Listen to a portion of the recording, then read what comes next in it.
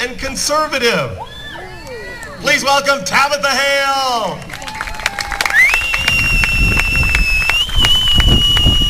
They're going to try and rein me in on a podium, and I just don't know what to do with myself when I have to stand still. So I'm just going to do my best and pace a little bit. I know I don't know most of you, but I bet you I can tell you why you're here. You're here for the same reason that I drove from Raleigh, North Carolina today and I'm standing on this stage. You are sick of watching your freedom slip away at the hands of the people that we have put in charge of this government. We started this 233 years ago and have been fighting for it ever since. The people we have put in charge have decided that they're going to legislate away the things that our families have been fighting and dying for hundreds of years. We've got legislation being pushed out of Capitol Hill faster than anybody can read it, faster than anybody can dissect what's actually being passed. Are you all willing to pick up the tab for their experiment? Because I'm pretty sure I'm not. P.J. O'Rourke said famously that giving money and power to the government is like giving whiskey and car keys to teenage boys. All right. So, the difference is that Congress does this with the support of the President of the United States. I watch the news every day. I read a lot of headlines, I read a lot of blogs, I listen to a lot of radio, and I write about most of it. What we've talked about this week has been healthcare. It's been first and foremost on everybody's mind because it's one of the largest, most invasive policies that has been on the table in ages. And I'm not talking just on an economic level. This is an invasion of the private sector and an invasion of your body. They are selling a product that doesn't exist. They are creating an image of this healthcare that is free for everybody when this legislation does absolutely nothing to support that claim. I am tired of healthcare being viewed as a fundamental function of government. They were not given healthcare control in the Constitution of the United States. That was not an accident. That was not supposed to be in their hands. At a time when personal liberties are dying, there are some things that I feel like I have to keep control of in my life. One of those things is my body.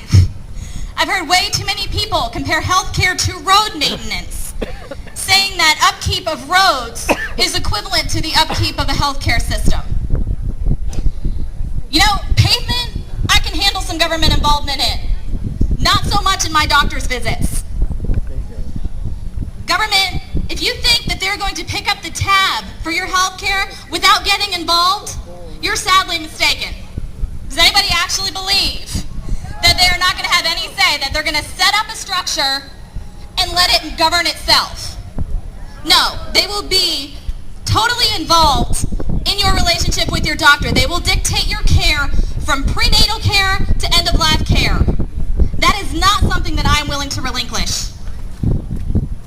I am not okay with rationing. I am not okay with wait times.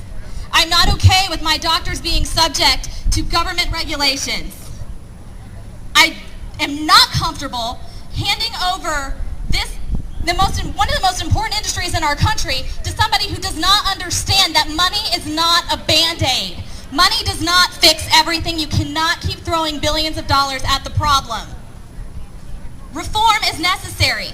I don't think anybody would argue with that. Things can change. Tort reform. There are ways to alter this without giving the government that power. In the words of our president, let me be clear. Childbirth is not a guardrail. Cancer is not a pothole, and my body is not a road. Leave it alone.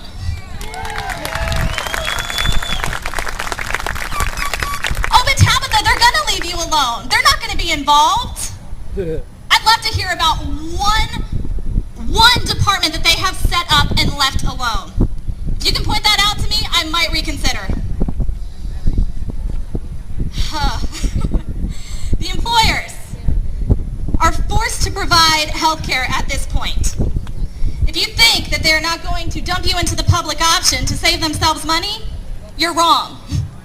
They're not going to be able to afford it. These taxes apply to them whether they choose to put you in the public option or help you pay for private care. You are essentially paying for health care twice.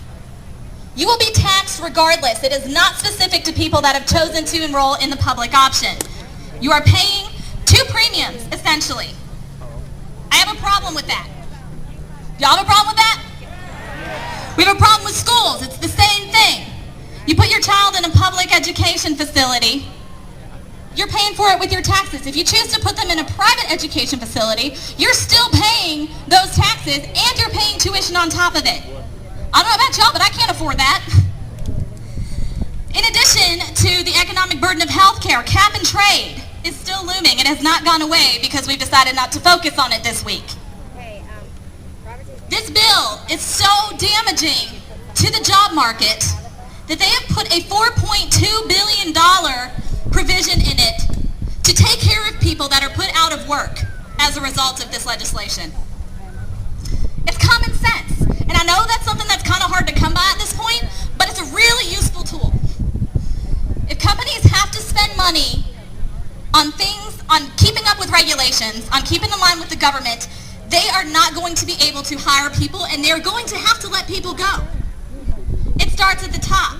It affects everybody. Companies, if they have a higher overhead, that cost gets passed down to you. It gets passed down to gas prices. It gets passed down to airfare. It gets passed down to your grocery bill every week. I know this is depressing. I'm not working on being depressing. This is not about defeat. I am here to motivate you because you know what? Senate is in recess for another month.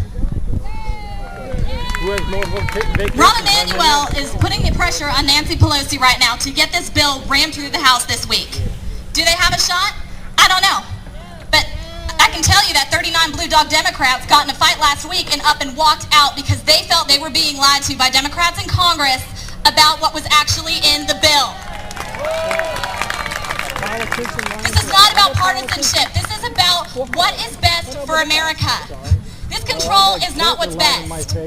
This is not a Republican thing. This is not a Democrat thing. There are Democrats that are standing up against this bill every bit as fast because it is going to kill their economy within their state, within their cities, and within their jurisdiction. So, what can you do about it? You've got a month, y'all. You have a month where your representatives will be in their home districts. They are not in session.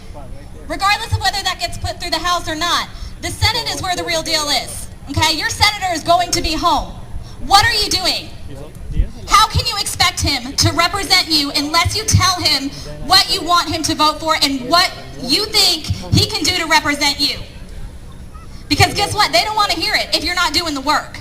You can whine all day long to your husband or your wife or your friends and talk about how horrible things are, but unless you take that first step and you get out from behind your computer or you get out from behind your television and stop yelling at the TV screen and get up and say, oh, okay, you know, it's really cool if I show up at the polls, but how much cooler is it if I bring 25 people with me?